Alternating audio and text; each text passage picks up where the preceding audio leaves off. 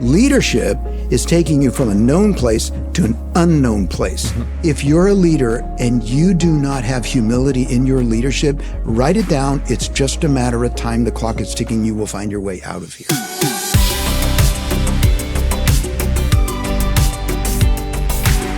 Hey, it's great to have you back for another episode of the Groeschel Leadership Podcast, where our mission is clear. We want to help you become a leader that people love to follow. If you're watching on YouTube, tell us where you're watching from. And if this content is helpful to you, please give it a rating, subscribe wherever you're watching it, share on social media. If you tag us, we might repost you. It means a lot to help get the message out. Now, I have a guest today that I promise you is going to bless you, inspire you, and equip you to become a better leader. Jimmy Mellado is a dear friend of mine. I don't know where to start with you. So the part that's pretty cool is that you competed in the 1988 Seoul Olympics as a decathlete. That was it. 10 different sports. Yeah. We worked together years ago when you led the Willow Creek Association and led the Global Leadership Summit. Right. And so that's where we formed our friendship. You have an MBA from Harvard Business School. Yeah. How impressive is that? And is now, it these days? Well, it counts for something. And now my guest leads Compassion International, and of everybody I know in the world, I'm not sure I know anybody that's making a bigger difference in the lives of people that are in need today. And so, Jimmy, it's great to have you on. It's a genuine honor. Awesome, Craig. Really, it's been a while. Been too long. It's we're gonna have a good time, and you're gonna help a lot of people. What I want to do is start. I usually ask our guests, when is the first time that you recognize you had leadership gifts? Wow, I know exactly where it was. Mm-hmm. Actually, I didn't know you were going to ask that question, but Nicaragua. I was living in Nicaragua when I was in third grade. And I was just me and my brother were just walking through the woods there, and I don't even know why he said it, but he looked at me and he said, "Jimmy, you're a leader." And he has been my biggest champion my whole life, my biggest cheerleader. And the reason I get a little emotional is he passed 3 years ago of cancer. Oh, I'm so sorry. But he was my biggest champion, encourager, paving the way for me, and speaking words like that into my life. I see this in you. And you're a leader. And so why'd you believe it? Well, initially I didn't. My first thought was, what does he mean by that? What does it mean to be a leader? What is he seeing in me that would make him say such a thing? Why didn't he say, I'm a leader and follow me? No, he said, you're a leader. So that's when I became intrigued. What is leadership? What is that effect that a person has on a group of people that helps them get to a better place? And so in my mind, some people say leadership's influence, and I think it's that's part of it. But I think there's another element that adds to influence that really makes it leadership, and that's courage. Because influence, I can influence you to go from here to there, and they're both known places. That's not leadership, that's influence. Leadership is taking you from a known place to an unknown place. And because it's unknown, it requires courage. It does. And I want to hear some about your backstory, because I may not get all the numbers right today, but Compassion International, you're going to have over 4,000 employees, and then another 120,000 or so people around the world. Workers in the churches. Yeah, they're going to be frontline workers. Over $1 billion a year organization globally. And you were raised in how many different countries? 7 different countries. So I want to go back to that and what your brother saw in you. What were some of the maybe early experiences that you had that helped bring about some of the courage that you're able to exhibit today? Well, it really does start with my parents, and living in 7 different countries doesn't cover it, because in their 65 years of marriage, and by God's grace, they're still alive, 95 and 91, but they moved 41 times. So I went to, 8 different schools before graduating high school, 26 different homes, apartments, whatever. So even when we were in one country, we moved to multiple locations, and it's because my dad was an engineer. So we went from project to project to project. And I got to see the impact and the power of what it means to bring water to people, electricity to people, going to places that didn't have electricity. And my dad's project was to, in fact, provide that 24/7. But I saw an even greater power because of my parents' faith in Jesus. We were always involved in the life of the church. And because my mother grew up in poverty, she would tell us as kids, you know, she was taught early and young how to keep a dirt floor clean and level. That's what she grew up in, one toy her whole life. And so because she grew up in poverty, it wasn't that it was anything noble or special for her. We were always involved in the life of the poor because that's what you do. That's what a Jesus follower does. And these are her people. So sometimes we would go to church. This is where some of the courage comes into play. In Nicaragua, I mentioned that earlier. We went to church in the worst part of Managua, Nicaragua. And the name of it, it just is what it compels. The neighborhood was called El Riguero. And it was a mess. It was a troubled area of a troubled city in a troubled country. And they chose to go to church there because it was trouble. So there's my mom. Sometimes when my dad would be on travel, on a trip, and my mom would take us kids, us 4 kids, you know, probably a 35-year-old woman, 4 kids into the worst part of town going to church and visiting houses. We would go house to house to house. How can we help? So but it didn't feel that courageous to me because it just felt normal. Later on, I began to find out, hey, you know, that was kind of dangerous. But we lived through 3 coups, earthquakes, typhoons. My dad was arrested by Manuel Noriega when we were in Panama for 3 days, no explanation, and wondered if he'd ever come out, and he did.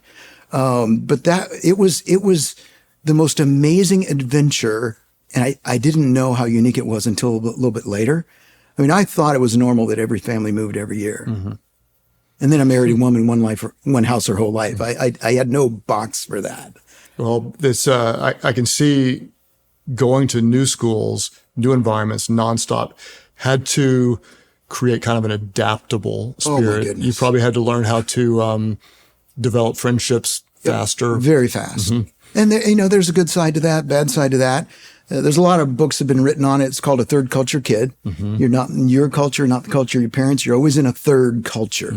And there are things that happen. And the plus side of that is I can go in and out of cultures very easily. I love going in and out of cultures. And so for what I do at Compassion, I have to go in and out of cultures. Super normal. Now, there's a downside to that too, is you learn, because you want to be accepted, you learn how to people please. You learn how to want it. You learn how to be liked.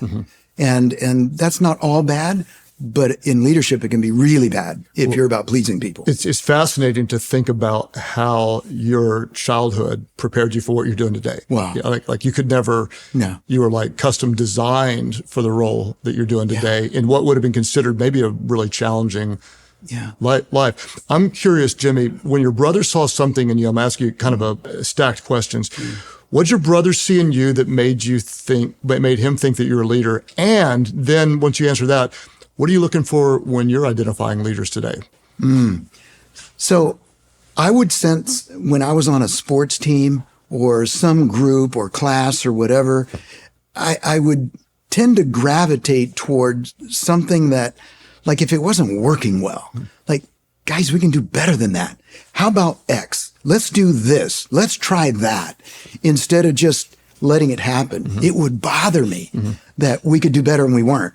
As a group, as a class, as a team, whatever it was. So it was that setting of this little bit of a sense of vision for what could be, a discontent with what was, and wanting to help mobilize my friends, people around me, toward whatever that direction was going to be. And I guess that's what my brother started to see. Maybe that's leadership. Yeah.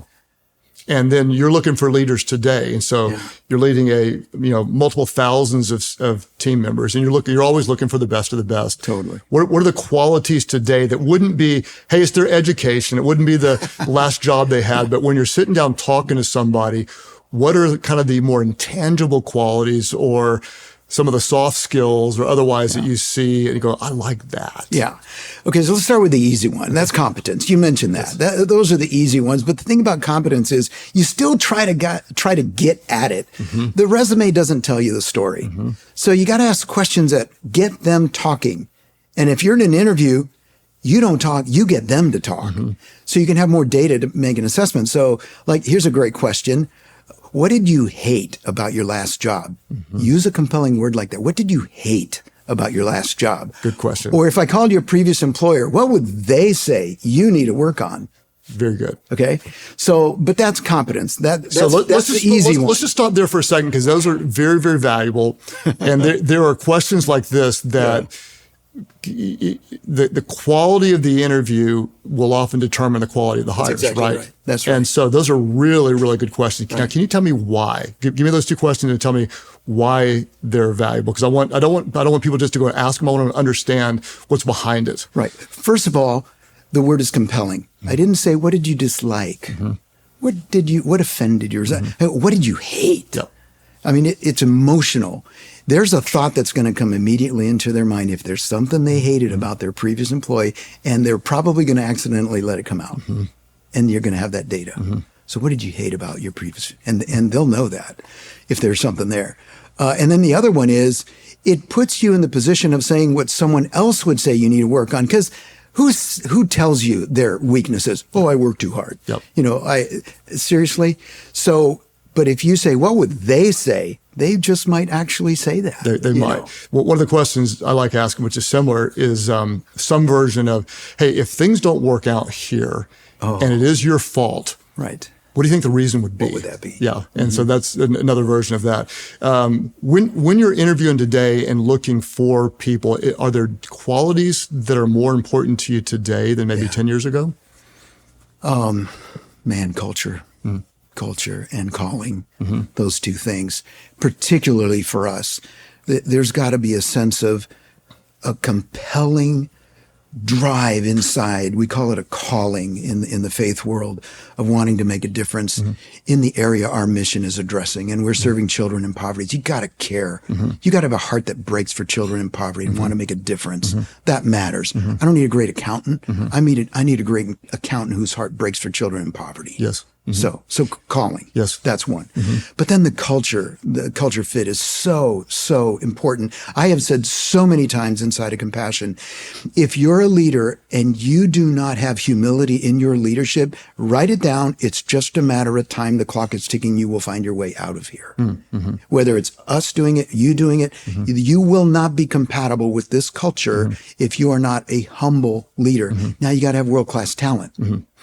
I'm going to at the same time. Okay, I'm going to come back to culture because this is super important. But I want to just tell our audience, just first of all, summarize what you do with Compassion. So what's the mission and what do you do? Yeah. So our mission is releasing children from poverty in Jesus' name. We're 73 years old. We serve 2.4 million children. We do it 100% in partnership with an indigenous local church in a super hurting community around the world. Typically, $3.65 a day is what the earning capacity is, or less. Those kinds of communities around the world. So for years, Amy and I have supported Compassion Children, some of them all the way through college and the different program.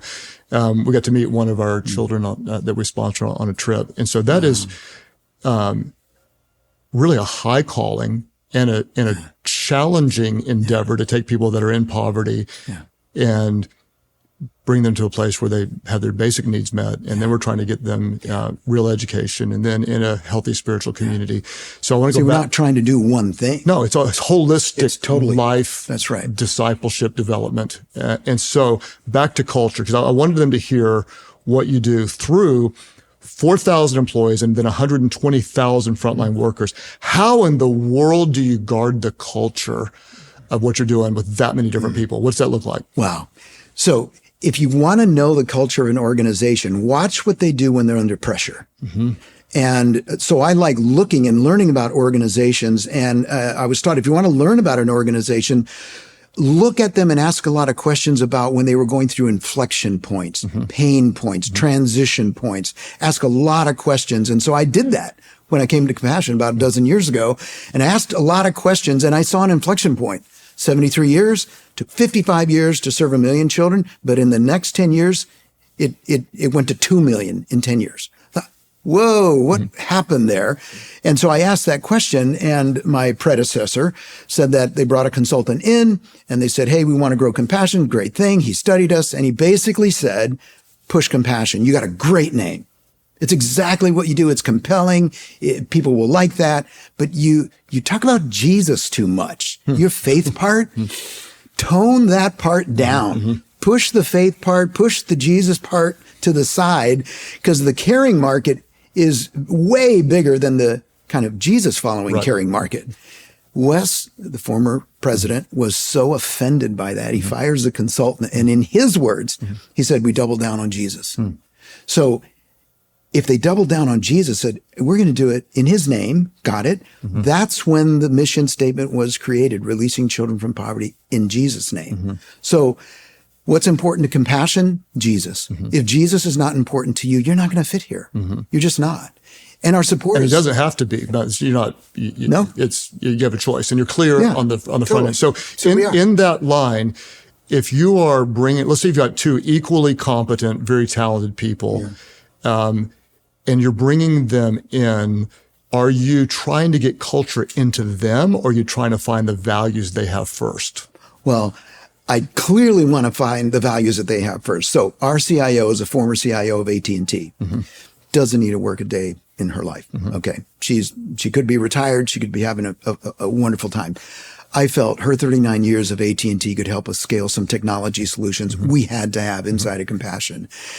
And I noticed, and she had all the competency, all the experience, all of that.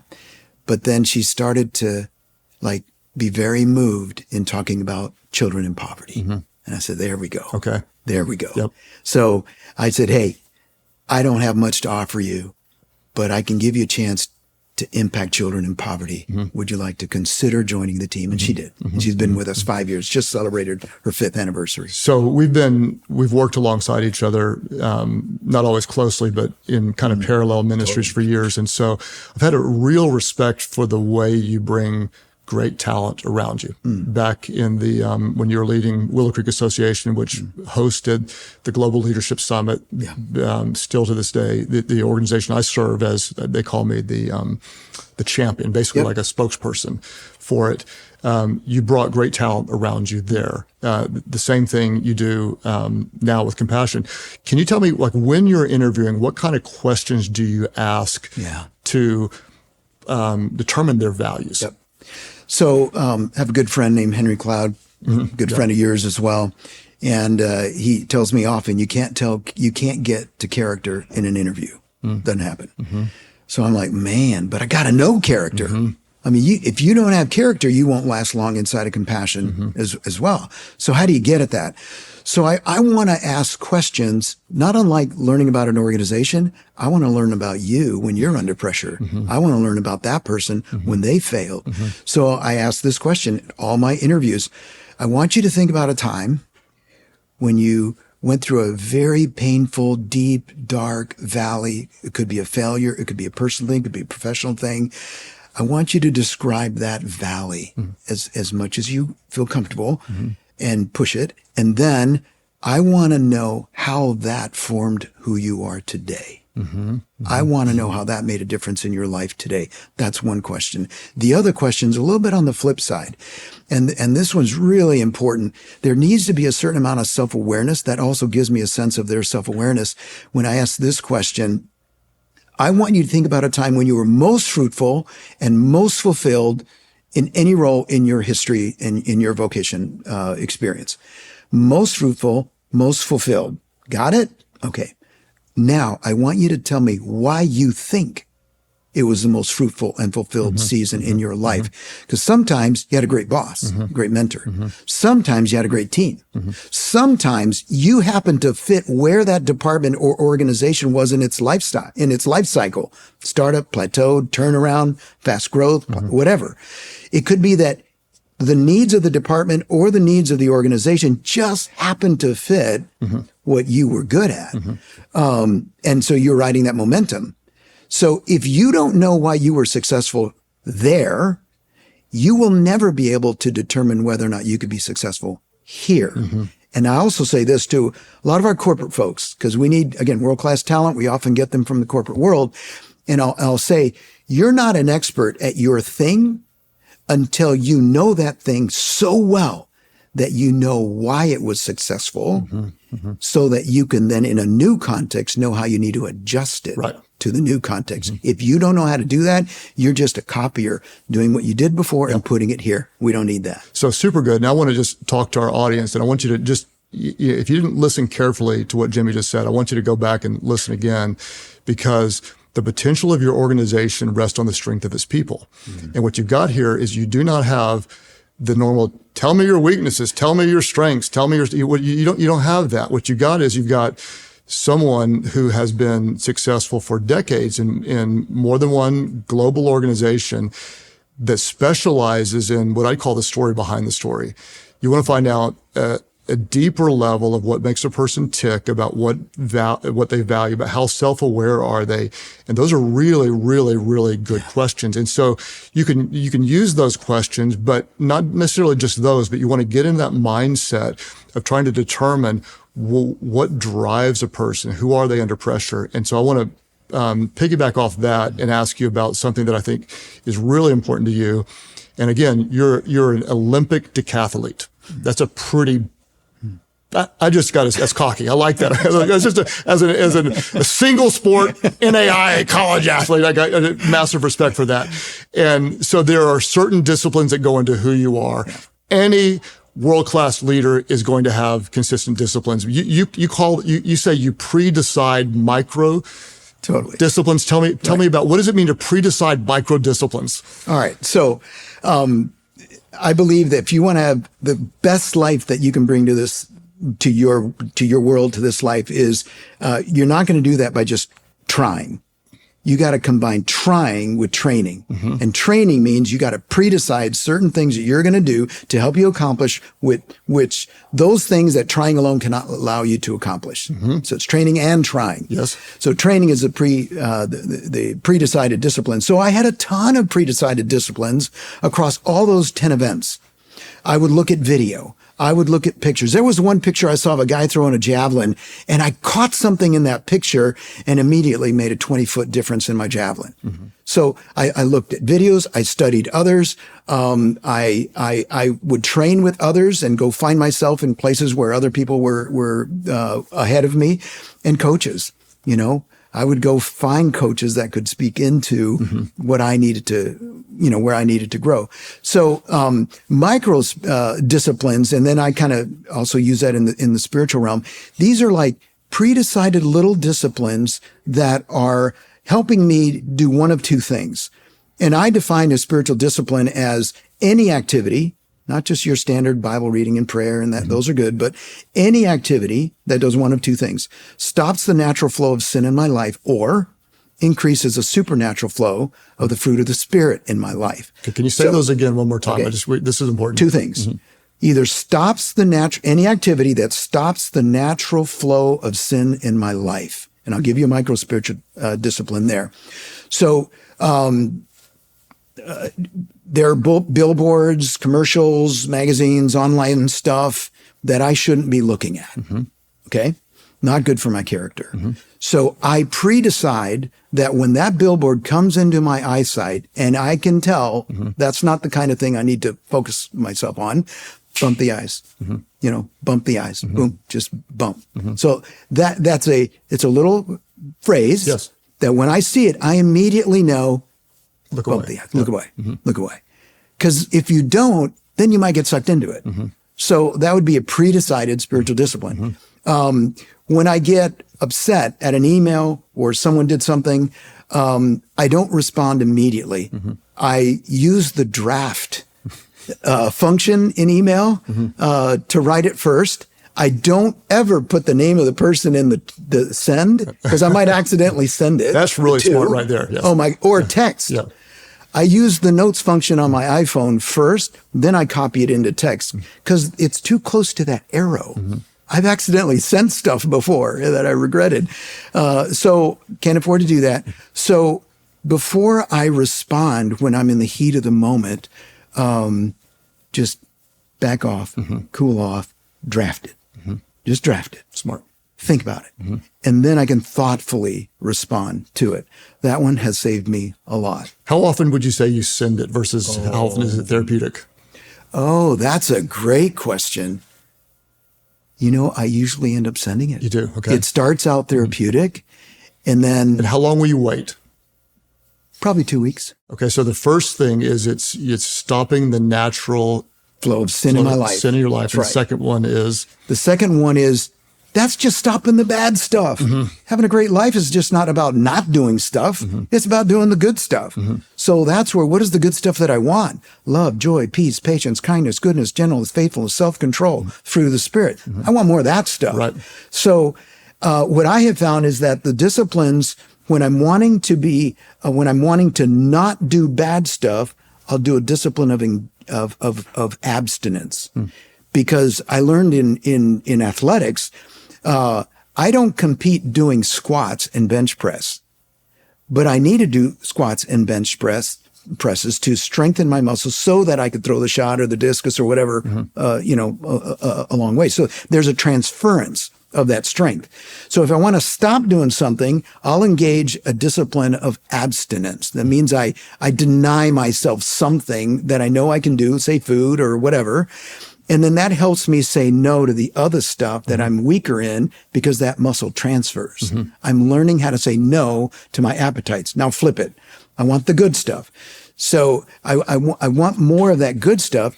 That's disciplines of engagement. So I remember I was in a counselor office one time getting some help, and he said, what is it that brings you joy? And I'm like, ooh. He said, the fact that it took 5 seconds is a problem. So let's think about that. So I actually had to think and literally write down the things that bring me joy. And I'm an engineer by training. I love making and fixing things, but my profession doesn't demand that of me. I love working on projects. I love making things, fixing things. And my wife is an ideator. So we're a perfect combination. Our house is filled with things that she dreamed of and I made. And I just love making. It brings me joy. So I have to structure intentionally those activities that bring me joy. And I have to insert it into my life versus thinking, oh, I'll get to it, because you just don't. So I love the idea. You are deciding ahead of time. You're pre-deciding that in certain situations, you're going to have a predetermined action. That's right. And I just came from, right before doing this, I did a talk we have a big group of interns that came in from all of our different locations. If you were talking to them right now, they're all, 19 to 24 years old or whatever. And you're going to say, to really be successful today as a leader, here's some disciplines, or at least types of disciplines that you'd like, you used to pre-decide. Yeah. What advice would you give to younger leaders? Man, I wish I could talk to myself, as a young leader. So that's what I'm going to say. One word, rhythm.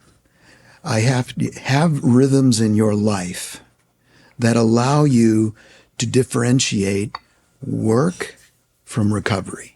In athletics, it was critical. I had a very strong workout plan, but our coaches, the good ones, have you have a very strong recovery plan. You have to have a development plan and a recovery plan. But in life, we tend to, and companies, they want their people to have development plans. They don't have recovery plans. So inside of Compassion, I taught and want everyone inside of Compassion to not just have a personal development plan, but an individual recovery plan. And so that helps you manage the rhythms. Life is a life of rhythms. And so that's really important for you to understand. I have to separate and distinguish the work from recovery. I run a race. I cross the finish line. It's very clear. I finished. And that's that second discipline. Have pre-decided finish lines so that you can engage good rhythms. So I have finish lines halfway through my day. My staff will tell you, I never eat lunch on site. I go off site somewhere, and I don't even care if I'm eating a sandwich in my car. Funny. I never eat lunch off site. Wow. Ever. Yeah. Ever. Yeah. Okay. Keep going. So anyway, I'm offsite because I just want an emotional, your reset. respite, a reset, an emotional reset. I'm physically out of the building. I'll eat my sandwich or whatever, and then I come back. So that's kind of a midday reset. And we have prayer rooms and stuff, or quiet places where I'll go at times when I have to stay on site and do that. So that's my half a day. And at the end of the day, it's in my psyche, when I'm going to my car, that's my finish line. And I I'll have my iPhone and I turn off all my notifications except for messages and airlines. I don't like missing flights. But everything else, I don't want a number to dictate my schedule. I'm going to open my email or whatever when I want to open my email. So I'll engage this at home as needed, but I do not open, as a general rule, my computer. Because once I open my computer, man, now I'm doing long emails. Now I'm engaging in that. So that's my finish line. Now I'm recovering. I'm not, and I start my day in the evenings, more like the Jewish tradition, where the scriptures talk about God created heavens and the earth. They talk about the evening and the morning were the first day, evening and the morning were the second day. So I end my day really in the evening, and I'm starting my next day in the evening. And I'm starting with rest and recovery. Then I shift into work mode when I wake up. So you're working out of rest. That's right. Instead of I'm making a contribution. Rest. Yes, exactly. So, so that's finish line daily, and then I have a weekly finish line Friday night. That's my finish line, and then every quarter I try to take a week off. So I'll have a week of recovery for each quarter, and then in the summertime I'll take a 3-week deal, and at the end of the year I'll combine Christmas and New Year's and try to take a 3-week deal. So and I try to fill that time with people, places, and circumstances that breathe life into me. Yep. See, that what you said is really important, because some people think being away from the office is just recovery. And it's actually, I would suggest most people do get enough time off. They just don't spend their time off in a way that creates recovery, not doing the right things. So I don't think most people, and not all people, and I want to make too broad of sweeping statements, but most people in today's culture feel overworked and overwhelmed. And it's not, in most cases, because they're not getting enough time off. It's because they're not doing things that replenish them when they're off. And so that's something you have to discover for yourself. Well, and I had to write down, what are the people, places, and circumstances that I did the same thing. Or breathe life yes. into me. Who do I want to be with? What type of environments? And mine is all the way down to where I don't go to big cities with flashing lights. And I don't want noises and buses and stuff like that. I want to go out to the country where there's mountains and skies and such. And so I would suggest to those listening, if you aren't feeling, there's a difference between being tired and being empty. If you're tired, you can take a nap. If you're empty, you need to refill. And a lot of times we need to refill. So you're going to say one of the disciplines early is you don't just have a work rhythm, but you're going to have recovery rhythms. Recovery rhythms have finish lines, and understand that you may want to do things and try, but you've got to have a training. You've got to have a program, if you will, for yourself. And I remember someone asked, man, Jimmy, you sure are structured with your replenishment and recovery plans and all that. And he says, how much structure do you need? And I said, how much structure do you need? Like, if you can get this stuff without that kind of structure, more power to you. I can't. Yes. I need structure because I got my circumstances of my job and my life like a tsunami coming my way. Yes. Would you say, let's say there's someone that is like generally not type A, maybe they're more creative, more flexible. To be really successful, do they need an equal level of structure, or is their structure going to be different? I'll never forget a conversation I had with the late Bob Galvin, who used to, lead Motorola back in its very, very strong heyday.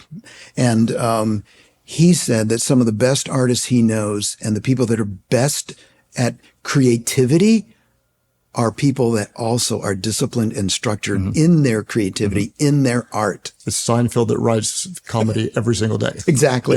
Exactly. And if you dig into artists and you see the ones that are sustaining contribution over the long haul. Interesting. They've got disciplines in their life. Yeah. So I genuinely respect your legacy of leadership. So it's for over 3 decades now, you have successfully led 2 different global organizations. And when I say global, like literally global organizations.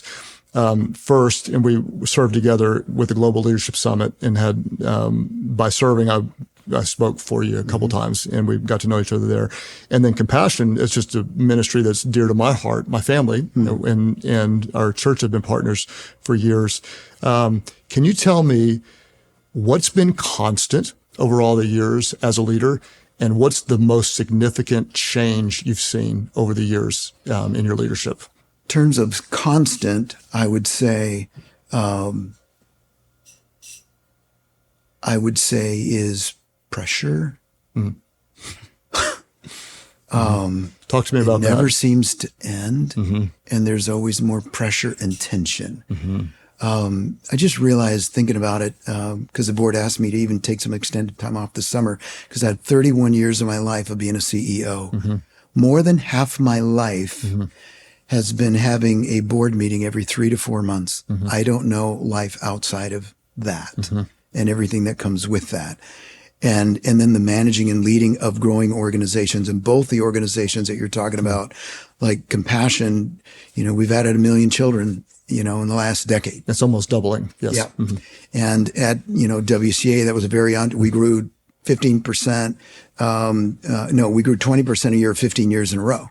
So it was a lot. It's almost unheard of. It's just the pressure of that, because every year is a new year. Every year is a year you didn't have before. At Compassion, we just celebrated our 28th year. Recreating success as pressure. Yes. And winning no longer feels like a joy, it feels like a relief. Right. Yep. Yeah. I'm just relieved. Well, and 28 years of revenue growth. Yes. And you go, well, got to do it again. Whoa, got to do it again, got to do more, et cetera. So tension, pressure, that's been constant. I would say what's changed is me. What's changed are my disciplines. The disciplines I have today are not the same ones I had before. Some of the ones I'm dealing with now, some pre-decided disciplines, are because I have been in leadership for 31 years, and there are entitlements that start coming my way. And the longer you lead, and the longer you lead in the same place, the more entitlements come your way. Those entitlements aren't often great for your character. They're not often great for humility. They're not often great for you thinking others have think better of others than, than yourself. So I've had to reject them. Well, so here's the deal. I'm abstaining from certain entitlements as a discipline to help me understand who I am and not get confused about that. I'll give you an example where I'm having to live in this tension. There was some concern around my safety. There was some people asking some odd questions about my schedule and stuff. So they said, Jimmy, we want you to park. We want to know when you're on campus, we want you to park in this same spot so that we know when you're on campus, when you're not on campus for security reasons. Great. Good reason. It's reasonable. And now you have but they put my parking spot right by the entrance. Like that's the last thing I need as a leader. Which would be almost unacceptable to our values. No, I can't do that. So I said, okay, I get your security concerns. Okay. I like living too. So I get them. So here's what we're going to do. You're going to pick that farthest parking lot over that spot over there. Put a camera on it. And I'm going to park over there in that same spot. But don't put me near the door and don't put my name on it and don't put CE. You just know I'm going to park there, and you'll know and I'll know. Nobody else needs to know when I'm on campus, I park there. So I want to unpack that a little bit because for some reason I feel the same way. Like I refuse a parking spot and some people wouldn't. Like, why do you feel like that's important? I felt I could solve their issue without the potential character problem it could create in me. And not only that, the longer you lead in the same place, and you've led in the same place a long time, you know this to be true. Walls get built up around you.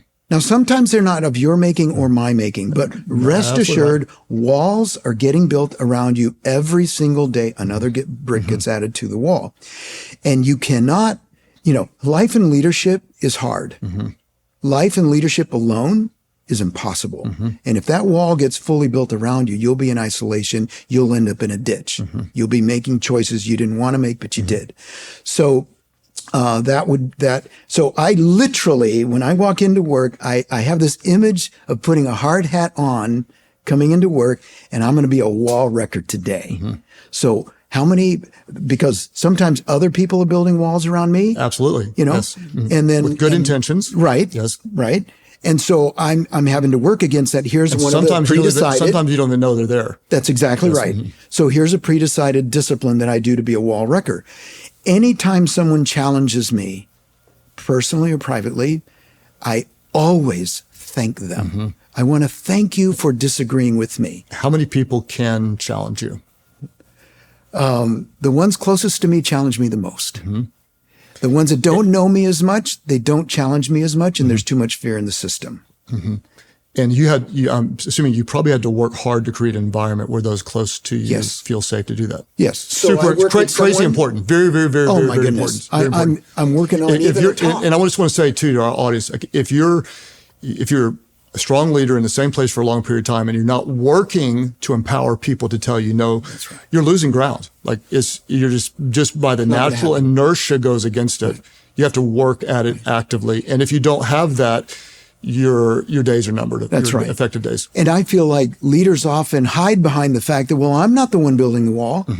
No, they're building the wall. And yet the effect is still the same. The wall is now separating you from them. So you have to intentionally tear that wall down so that they're able to give you their best, not, filtered. And so I love it. So, and if we're in a group and someone challenges me, I will acknowledge them in the entire group. This is exactly what we need because our titles are checked at the door. We're now trying to solve a problem. So mine's just one of the ideas. So you have to intentionally tear down the walls around you so that they can keep bringing your best, so that your organization can accomplish its mission. By the way, thinking back on those disciplines, talk about rhythms, talk about finish lines, recovery plan, those things. One more bit of advice to the interns. Please. Yep. Do not overestimate the power of your will. It's really weak. I was reading a book called Willpower. I'd recommend it. Roy Baumeister is the author of it. And he says that over 90% of our actions in any given day are not driven by discrete acts of the will, but by the inertia of how you did it before. So you've got your patterns on how you did it, decades of it. If that situation comes up, chances are you're going to do it exactly how you did it before, not a discrete act of the will. And here's the thing about the will, and I get this from an athletic point of view. If you were to do 10 curls, you could probably do it, fair amount of weight, 25 pounds, 30 pounds, whatever, but you couldn't do 100. Why? Willpower. Because it fatigues. And you don't just become slightly weaker, you become completely weak. You can't even do it one time. Your will acts that way as well. When your will is used up, you don't just become slightly stupid. You become really stupid. And really smart people end up doing really bad things, making really bad choices because their will was depleted. So understand that your will is finite. It's finite by day. I don't make key decisions at 4 p.m. in the afternoon. Right. I mean, they've even looked at like court cases where the judges become harsher as the day goes on. They get tired, yes. Because they're too tired. Yeah, they got decision fatigue. So understand how your will works. It's finite, and use it carefully. Yes. And on the most important things, than on the frivolous things. Yes. Really good advice. Willpower wanes. And so you want to know when you're at your best. And then the whole pre-decision thing is massive, that anywhere you are weak, just like people say, well, how do you eat good all the time? And the answer is, I don't. If you put a donut in front of me. Right. So like I'm free aside, put the right food in front of me. I eat really good. Yeah, and so I love the principle. I'd like and that decision turns into a pattern, which turns into a habit, which turns into your character. And then you actually start craving what's better versus, and you don't really want the donut. But if you leave them there and they're chocolate covered for too long, I will circle it 5 times and then probably eat a bite and then eat half and then feel dumb. So I want to get inside your mind, and to do so, I want to hear a little bit about what you're working on with compassion right now. And so you're helping release from poverty in Jesus' name 2.4 million children in countries around the world. What is different? What new challenges are you facing today in this type of ministry, and what are you trying to do to solve those challenges? Yeah. So for the first time in at least 2 decades, the world is going to experience a reversal in progress of releasing people from poverty. So the poverty level in the world, another way to say it, the poverty level in the world, those living on less than $3.65 a day, has been declining for 2 decades. We're having a reversal in that because of the events of the last 5 years: wars, conflicts, COVID, supply chain issues, famine. All of those things are contributing toward 165 million more people now living under the poverty line in the world. Things are getting worse, they're not getting better. And now, to compound that problem, many countries around the world, EU, Canada, United States, Australia, the countries that are the most well-resourced countries in the world, are pulling back on foreign assistance. And it's the combination of things are getting worse and the more powerful countries are pulling back on foreign assistance. I don't want to get into the arguments of why and all of that. That's just a fact. It's just what's happening right now. So I'm sitting in a meeting with the ambassador to the United States from Burkina Faso. And how's it going in Burkina? We're talking, they're fighting terrorism, famine, extremism, a lot of things. It's tough. They receive, he tells me, $340 million in foreign assistance from various countries to help out the situation. And he said the United States is $140 million of that. And he knew and told me Compassion is $40 million of that. So we send about $40 million a year into Burkina Faso. But then he asked me, can you make up for the fact that the United States is declining $140 million? Can you make up for that? And I'm like, I can't make up for that in a year. Quadruple our investment. So that's really painful. And to look at, he wasn't kidding either. I mean, he was seriously asking, can you make up that difference? I don't know how we're going to be able to do what we want to do to help people, save people. And that assistance immediately dried up. There was no drawdown. It was immediate. So, now, we get to serve in Compassion, and we're going to serve those hundreds of churches and those communities as best we can. But I find that there are really only 2 responses when great need like that confronts each of us as individuals or countries, whatever. And that is, we either look away or we lean in. Those are the only 2 options. I'm going to lean in or look away. And I'll never forget my first experience with leaning in was in Bolivia. I was 5 years old. And we just moved there. And we went after dinner to walk around.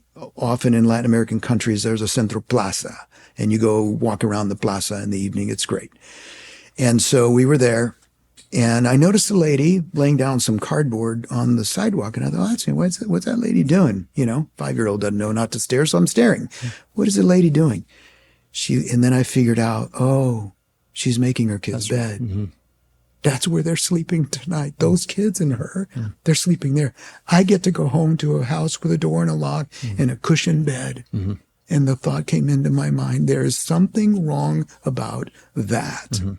And then my natural, normal kid response, well, you got to lean in. I don't have any money. I can't help that woman. So I went to my dad and I said, Dad, empty out your pockets. Whatever you got, they need it more than we do. And so that's just a normal reflexive reaction of a heart that's working well. But now as I became an adult, I learned how to look away. I learned how to not want to lock eyes to the person begging at the stoplight.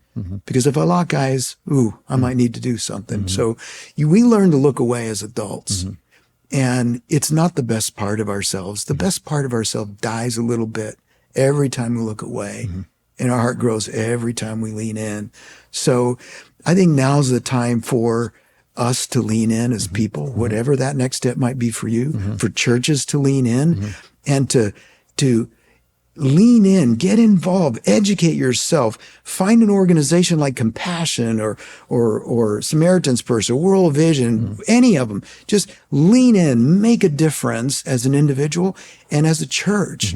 Because right now, more than in decades, the need is even getting worse. And we need the church to care, to lean in, to come alive and do what it does best.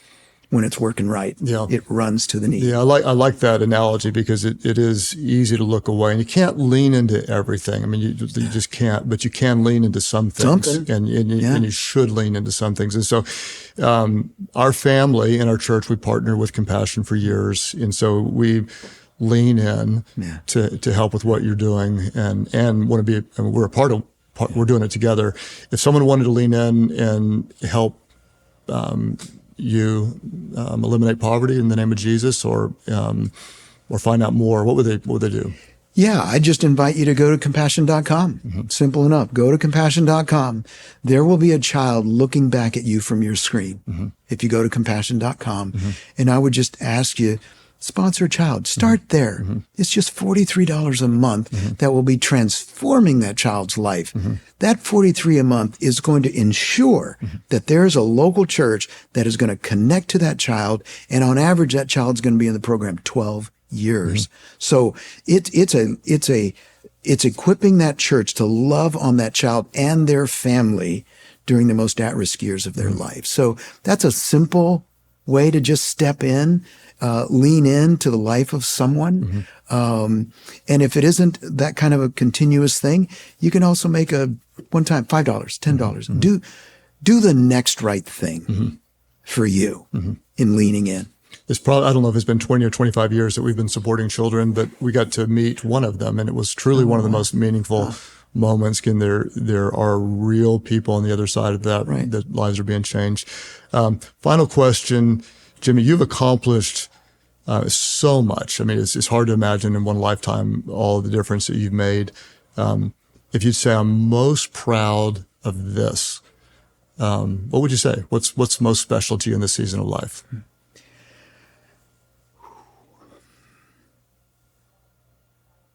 I think I don't do it perfectly, but trying to pay attention to the people that love me most and that give me the most direct feedback possible that I need to hear.